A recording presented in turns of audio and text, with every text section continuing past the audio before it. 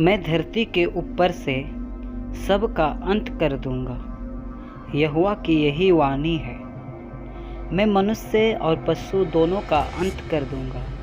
मैं आकाश के पक्षियों और समुद्र की मछलियाँ का और दुष्टों समेत उनकी रखी हुई ठोकरों के कारण का भी अंत कर दूंगा। मैं मनुष्य जाति को भी धरती पर से नष्ट कर डालूंगा। यहोवा की यही वाणी है।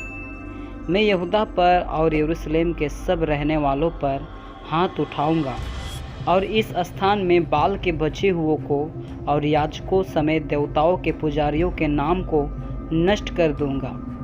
जो लोग अपने अपने घर की छत पर आकाश के गण को दंडवत करते हैं और जो लोग दंडवत करते हुए यहोवा की सेवा करने की शपथ खाते और मोलेक के भी शपथ खाते हैं, और जो यहोवा के पीछे चलने से लौट गए हैं और जिन्होंने ना तो यहोवा को ढूंढा और ना उसकी खोज में लगे, उनका भी मैं सत्यानाश कर डालूंगा।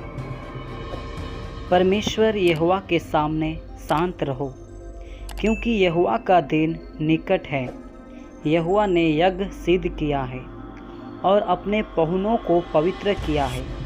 यहोवा के यज्ञ के दिन मैं हाकिमों और राजकुमारों को और जितने प्रदेश के वस्त्र पहना करते हैं उनको भी दंड दूंगा। उस दिन मैं उन सबों को दंड दूंगा जो डेवढ़ी को लांघते और अपने स्वामी के घर को उपद्रव और छल से भर देते हैं। यहोवा की यह वाणी है।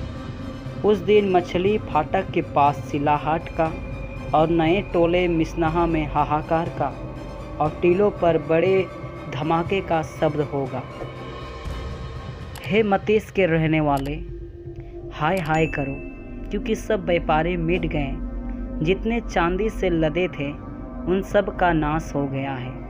उस समय मैं दीपक लिए हुए यरूशलेम में ढूंढ ढांड करूँगा, और जो लोग दकमधु के तलछट तथा मैल के समान बैठे हुए हैं मन में कहते हैं कि यहोवा ना तो भला करेगा और ना बुरा करेगा, उनको मैं दंड दूंगा। तब उनकी धन संपत्ति लूटी जाएगी और उनके घर उजाड़ होंगे। वे घर तो बनाएंगे परंतु उनमें रहने ना पाएंगे, और वे दाख की बारियां लगाएगी परंतु उनसे दखमधु ना पीने पाएंगे। यहोवा का भयानक दिन निकट है, वह बहुत वेग से समीप चला आता है। यहोवा के दिन का शब्द सुन पड़ता है। वह वीर दुखों के मारे चिल्लाता है। वह रोष का दिन होगा, वह संकट और सकेती का दिन, वह उजाड़ और विनाश का दिन, और अंधेर और घोर अंधकार का दिन, वह बादल और काली घटा का दिन होगा। वह गढ़ वाले नगरों और ऊंचे गुम्मटों के विरोध नरसिंगा फूंकने और ललकारने का दिन होगा। मैं मनुष्य को संकट में डालूंगा और वे अंधों के समान चलेंगे, क्योंकि उन्होंने यहोवा के विरोध पाप किया है। उनका लहू धूलि के समान और उनका मांस विष्ठा के समान फेंक दिया जाएगा। यहोवा के रोष के दिन मैं ना तो चांदी से उनका बचाव होगा और ना सोने से, क्योंकि उसके जलन की आग से सारी पृथ्वी भस्म हो जाएगी।